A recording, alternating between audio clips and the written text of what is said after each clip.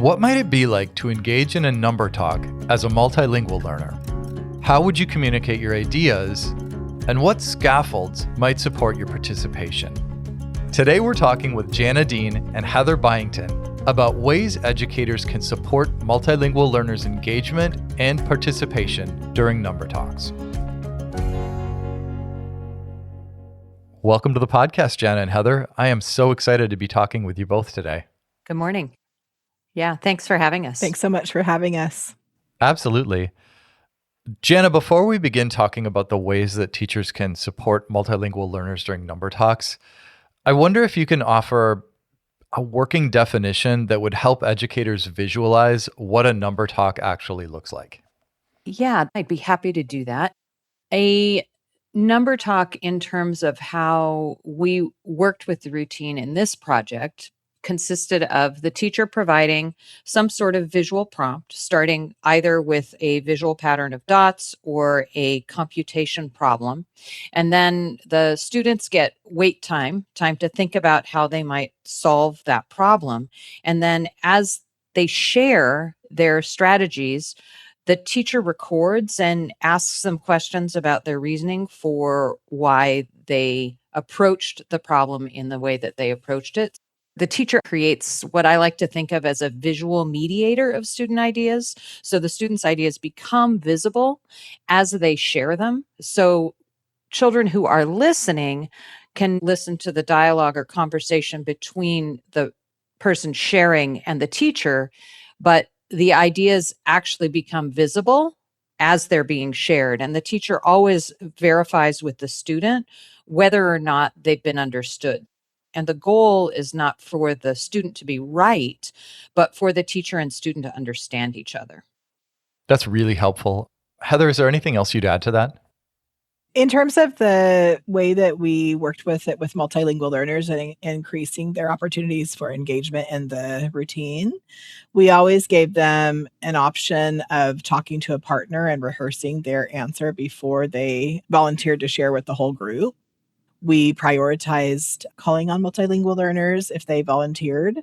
And we also did a final reflection at the end. So those were some enhancements that we added onto the routine. I think that's really helpful, and I'm excited to talk a little bit more about the details of those, Heather. You know, one of the things that really struck me as we were preparing for this conversation was reading about the ways that some of the multilingual learners you worked with, how they described their experience during number talks. And it helped me to see the experience from their perspective and rethink some of the ways that I'd facilitated number talks in the past. And I'm wondering if you could share a bit about some of the feelings students told you that they were experiencing.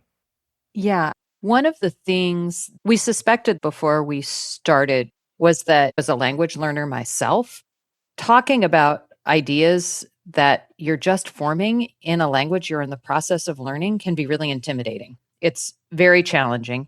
So they were nervous. And when I interviewed fourth graders about their experience in number talks, even facilitated with language acquisition in mind, they talked about how much courage it took them to share their ideas.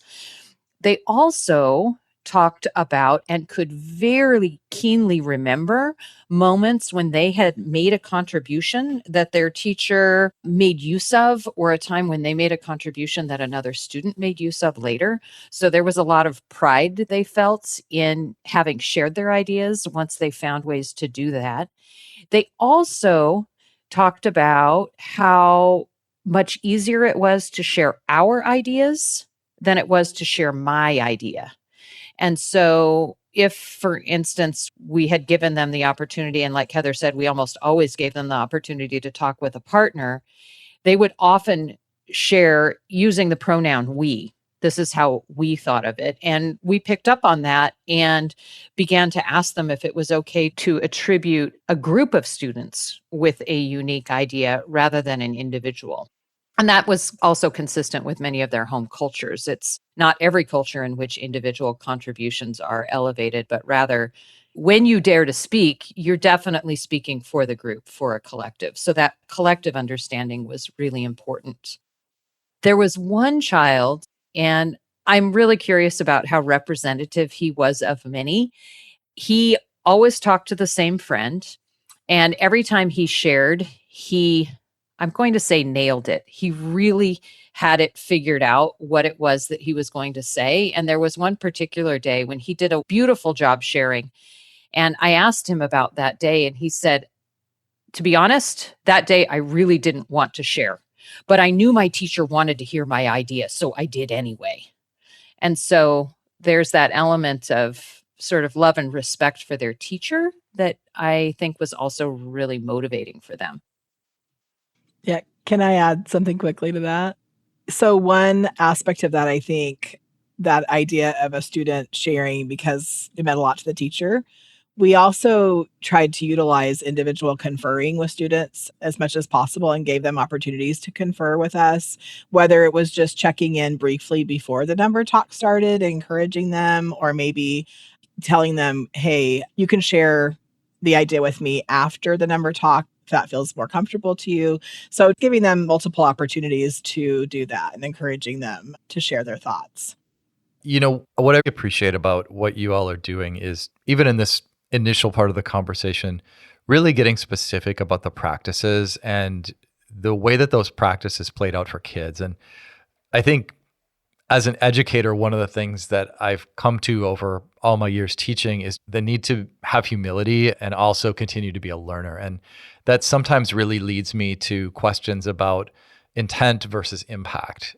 Heather, I wonder if you could talk about the parts of the number talk routine or facilitation practices that may have unintentionally provoked some of the anxiety that kids were experiencing.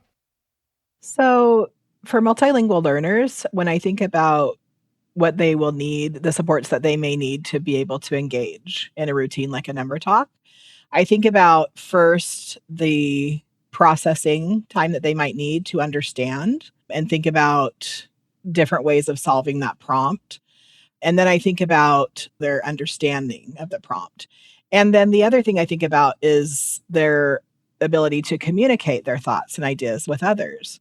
So naturally, if it seems like there's a lot of pressure because of time, if they don't have much time, if they feel that pressure to do that processing and think of those ideas and share them quickly, that may provoke anxiety because this, of course, is still a language that they're still developing. So that ability to share with a partner and rehearse those ideas and process that with a partner, that really becomes, as Jana mentioned, more of a team effort. And then being able to rehearse the words that they're going to use and the way they're going to convey that message and communicate it to others, that again reduces the anxiety because it's a lot less pressure to share my thoughts and ideas with one person than with a whole group. And if I share those thoughts with one person and they seem to understand what I mean, then now I might feel confident enough to share with more people.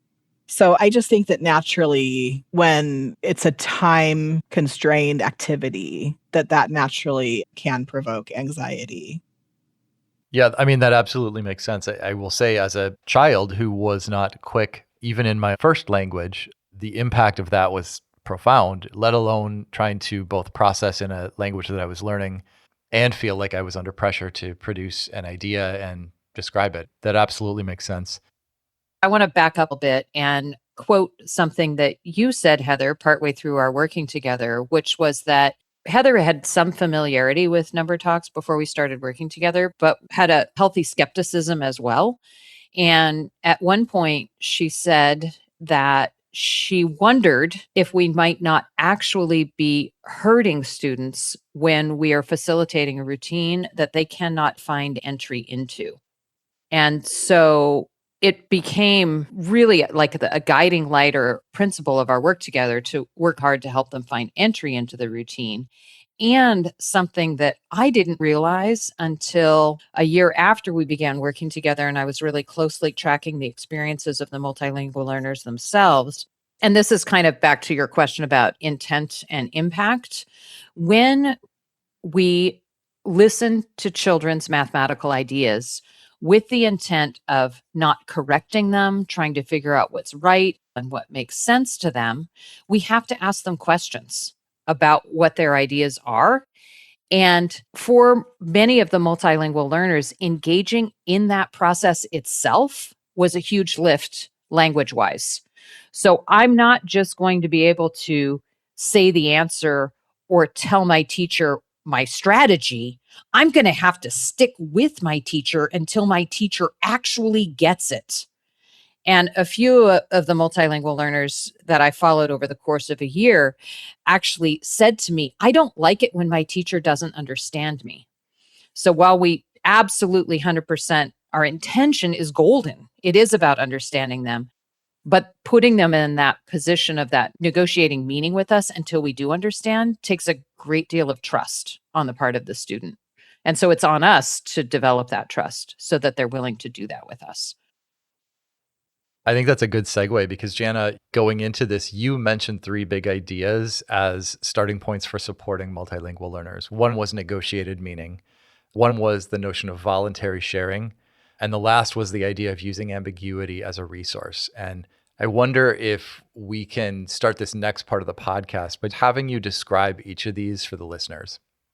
Yeah, absolutely.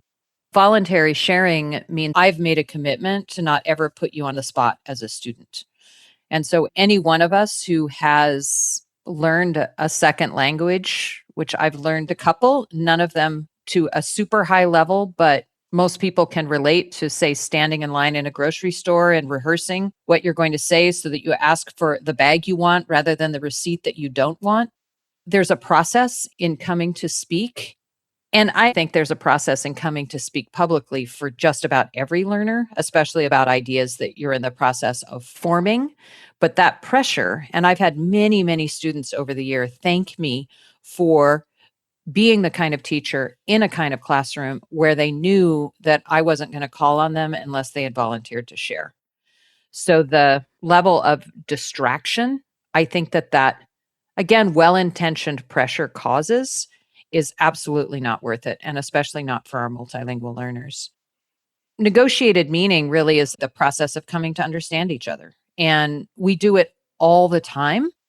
Unfortunately, often in classrooms, we end up in discourse routines that are actually not about teachers understanding students. They're about teachers asking questions for which students are supposed to have answers, which then the teacher evaluates. So what I would argue that the number talk routine turns that discourse pattern, which is often called IRE, initiate, respond, evaluate, absolutely on its head. The child volunteers their idea, the teacher responds by trying to understand it as best they can, and then the student is the evaluator of whether or not the teacher actually understood them. You know, Heather, I was hoping we could go granular on a couple pieces that I heard you talk about too. You talk a lot about something very practical, the value of predictability. And I wonder if you can talk about how predictability impacted students and what does that mean for the teacher? Absolutely. When facilitating these number talks with this goal of engaging multilingual learners or helping them find those entry points, I found it helpful as a facilitator to utilize similar types of approaches to statements I would make during the routine. And then similar ways of asking students if I was seeing things the way that they were seeing them. It seemed to help the students that we were really hoping to engage to feel more comfortable with what was happening in the routine and to lean in more to that engagement. So I think that is one thing as a facilitator to be aware of. Jana, can you think of anything else that we haven't talked about yet? There's the whole knowing the rules of the game aspect of really any classroom routine or instructional routine. So if the student knows how this thing goes, whatever this thing is, then that lifts off some of the cognitive load in terms of participation because they don't have to be figuring out how to participate. Judith Moskovich writes about this a lot in her research, and I think she calls it the sociocultural aspect of learning mathematics, and she uses the word ecological. So the environment itself really matters. And in community, our social environment is made up of all kinds of routines. So I think that part of it is important. My favorite metaphor for it is learning a new card game. The first time you play the game, it is no fun because all you're doing is trying to figure out how the cards move, how the turns go, what the rules are, and how you can play. You can't do any strategy at all. But then as you learn the game, then you can really engage in it in a thoughtful way and have fun with it. So I really think that classroom routines are like that.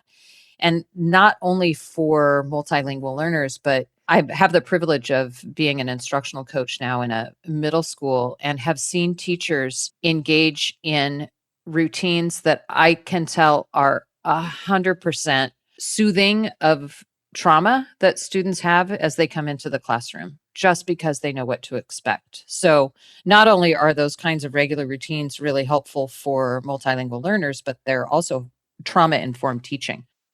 And when I say routine, it can be easy to misunderstand and think it's boring. It has to be an open-ended routine so that something inside it that is engaging and fun can happen. There are a couple of other things that occurred to me in terms of the students participating in the routine.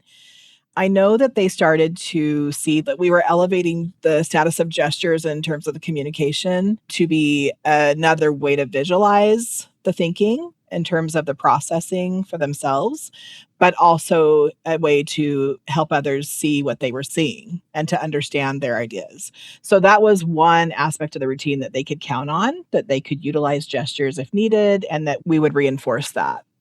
If they didn't have a mathematics label for the terminology that would typically be used in that conversation about those mathematics ideas, they could rely on describing what they understood. And then either I, the teacher, the facilitator, or another student providing those words and the opportunity to practice that specific mathematics language within that routine. So those are some other things that were predictable and happened across all of the different number talks that happened, no matter what the prompt was. You're making me think that part of what a teacher might do in response to this conversation is really to think about some of the things that they want to make normal, right? Like this notion of using gestures is both normal and accepted and valued. The idea that you are going to use rough draft informal language and that's okay. And that's a way that we get to more technical language of mathematics, and that's normal. And so thinking about what are the things that I want to become normal and predictable for kids, maybe homework recommendation number one for an educator that might be listening in. So another thing that was predictable was the utilization of color coding. And this is something that many teachers probably do already, but we did, when we were recording the students' ideas, we used different colors for each student. And that made it more accessible. Again, it was a support for our students to be able to distinguish between different chunks of information on the board as they were looking at each other's responses and reflecting on those responses. So really reading that. Can I ask for a clarification on that, Heather? Absolutely. I think what you mean is that you use different color to represent different students' contributions. So if a student shared something, you might write it in red, and if it was a different student, it might be in green, and then you can distinguish what contribution each student made. Yes, that was a predictable aspect of the routine, as well as Jana had mentioned earlier, attributing the ideas to students using their initials.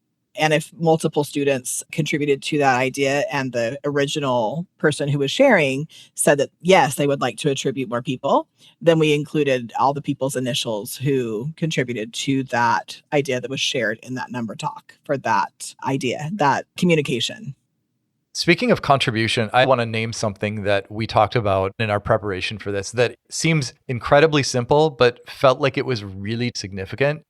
You all talked about the importance of the teacher consistently, not just once, not just a handful of times, but consistently on the regular, stating to kids that they wanted to hear from all students. And I wonder if you can just talk about what did this sound like to make that happen?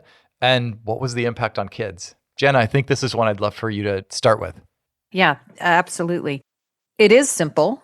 All you say is, I'm so glad to be with you today. And let's remember that while we may not hear from everyone today, it's our goal to hear from almost everyone over the course of the week. And if you as a teacher have made a commitment to voluntary sharing, it's essential to say that, to really tell them that you do want to hear their voices. You need to tell them that. Otherwise, they're not going to know that you want to hear their voice. And like I shared a little while ago, there was one student who actually said to me, I didn't want to share that day. And I knew my teacher wanted to hear from me. And so I did. And then in reflecting back on that share, to get at students' perspectives on what number talks have been like for them, they were fourth graders, only 10 years old. I showed them video of themselves participating in the number talk, and you should have seen the smile on that kid's face, the pride he had in having taken that risk because his teacher wanted him to. People rise to the expectations that we have for them, 100%. Maybe not 100% of the time, but if we don't have that expectation, they don't get to choose to rise to the expectation. And you can't make anyone talk when they're not ready to talk yet. Heather? I also think that part of that goes back to something that we were talking about a little while ago, and that is establishing the norms in the community of learners. And that in addition to communicating that to the whole group, our goal is to hear everyone's ideas over the course of the week. Something also as simple as when they were getting ready to do a pair share and rehearse their thoughts with each other before launching into the whole group discussion, also reminding them, hey, make sure that we're taking turns when we're sharing in that pair. So again, just to reinforce that we value everybody's contribution, we value everybody's voice, and everybody needs to have a turn. Can you say more about why it's important to offer kids the option to talk with a classmate before they do any whole group sharing? Why does that matter so much, particularly for multilingual learners? And either one of you, feel free to jump in and take this. I'll start. My understanding is that when the originators of these number talks created this idea, that they wanted that idea of agency and giving students choice was really an important priority to them. And so I feel like part of the rationale for that is to give students choices as often as possible in this routine to elevate students to co-learners with the teacher. So I feel like that's kind of where it starts. Jana, is there anything you want to add to that one? Well, we've already mentioned the value of rehearsal before sharing with the whole group, but there's also another aspect of it that we may not have touched on yet, which is as that person listens to us and we actually negotiate meaning and clear up ambiguity, we feel seen, heard, and understood. And if I feel seen, heard, and understood by Heather, it's going to be easier for me to share my idea with Mike, who I don't know quite as well as I know Heather. And so there's really a relational aspect of it that is about feeling understood. I want to ask another question about something that feels eminently practical. You all talk about recommending that educators call on multilingual learners early in number talks. And I wonder if you could say more about the why behind that recommendation. So as a learner of a new language, I may only have one way of explaining my thinking about that problem or the way that I'm seeing that. And if I have taken that risk and I've raised my hand, if somebody else answers first, or maybe two other people answer first, maybe they've taken the only way that I knew to answer and share my thinking about this prompt. So for me, as a facilitator in that setting, that was really important for me to prioritize those volunteers if they raise their hand and call on them as one of the first contributors. I've also seen in some classes that I've been in, some math classes, if a student is not yet fluent in English, sometimes their classmates think that they don't know math, that they don't have ideas to share in math. So I also think that calling on those students first also, again, sets the norms in this community of learners that, again, we all have valid and valuable ideas to share. And so Jana and I saw in particular with the pair shares, we saw students starting to choose to work with students who still spoke primarily another language. And Jana captured on video where she had a student who didn't speak Spanish and a student who primarily spoke Spanish, and they were sharing ideas with each other in that pair share to get ready for the whole group discussion. And honestly, I think that worked more effectively because of that idea that everybody has valuable ideas to share. So I also think that was another part of that idea of calling on those students first and making sure that they had a lot of opportunities to share their ideas. Yeah, I'm really glad you mentioned that. You're making me think about this notion called positioning, meaning that the choices that we make, whether they're spoken or unspoken, like who we call on first or who gets called on more, they are sending a message to students. And often that message may not be the one we intended. So in this case, it really does show how the choices that you all were making in calling on multilingual learners early, it may have disrupted some narratives that people could have formed about how much those kids had to contribute to a mathematical conversation. I'm so glad you shared that. Jana, I want to ask you this next question. It's something that, if I'm not mistaken, Heather brought up earlier, and I wanted to dig into it a bit more if we could. You referenced the value of making gestures something that's a normal, accepted, valued practice. And I want to take a bit of time to clarify that. Perhaps for some folks who might not have a clear picture in their own mind of what we mean by that, can you say more about what we mean by gestures and maybe some examples of the ways that gestures either help students to communicate or even how they contributed to the conversation that was happening during the number talk, where there might have been something that was lost if gestures weren't in play? One thing I know for sure is that lately I've been learning from Heather about how some mathematical ideas are actually perhaps communicated better with gesture than verbally. And yet we have this traditional notion that there's some kind of language for expressing mathematics that's fancy and only occurs from the neck up. But that's not how we usually talk.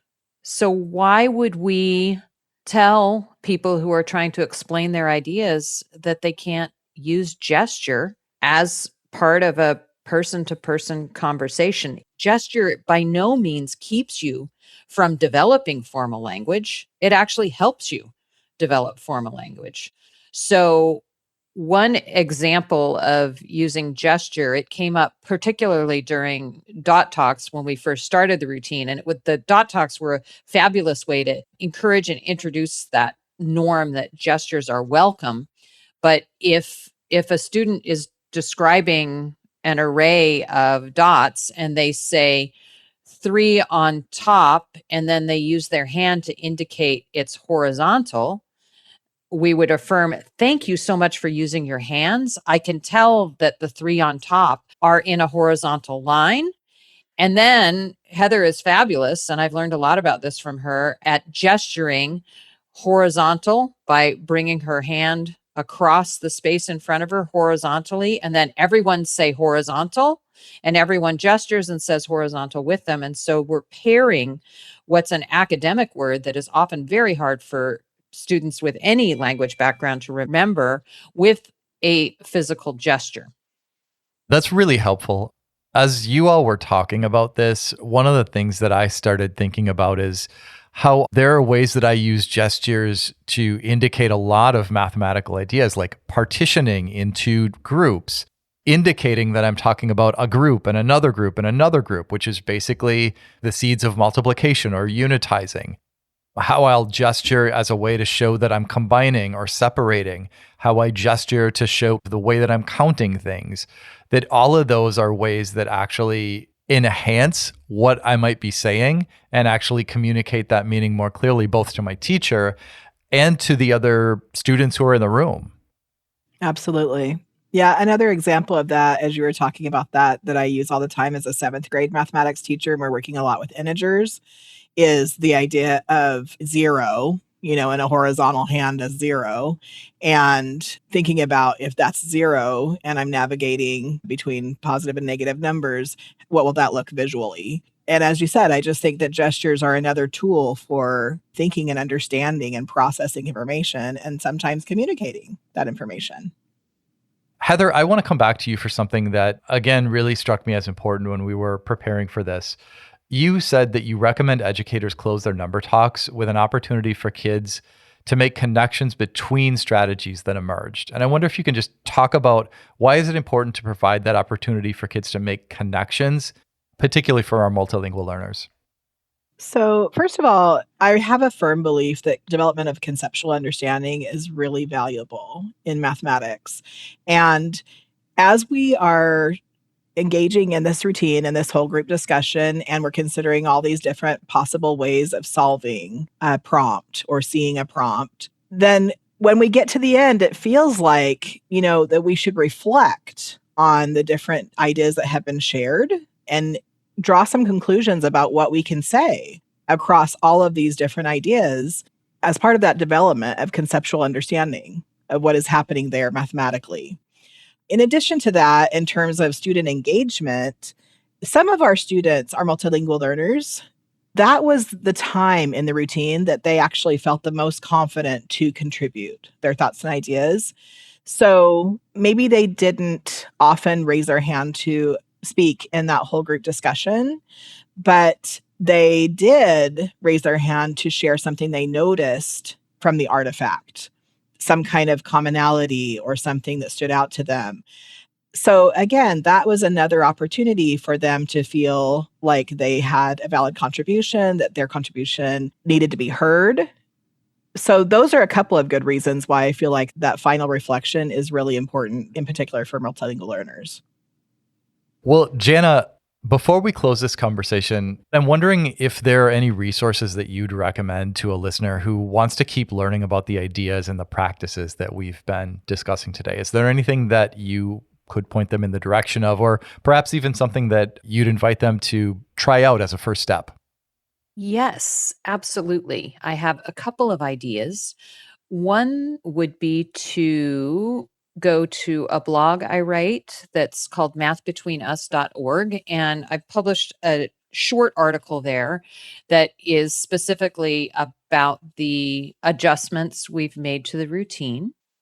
Also, I am now CEO of the Mathematics Education Collaborative, and we recently developed a grassroots workshop in making number talks meaningful. It only takes 2 hours. It's an introduction to the routine, ensuring that it's more than just something fun, but actually results in building number sense for students.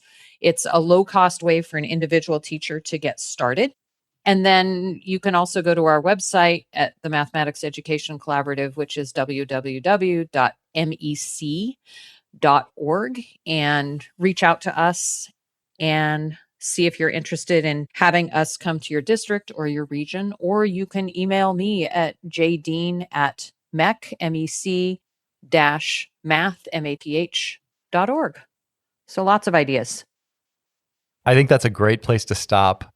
I can't thank you both enough for joining me and being willing to have such an in-depth and detailed conversation. Jana and Heather, it's really been a pleasure talking with you both. Thank you. You're welcome. Thank you so much. Thanks for your curiosity.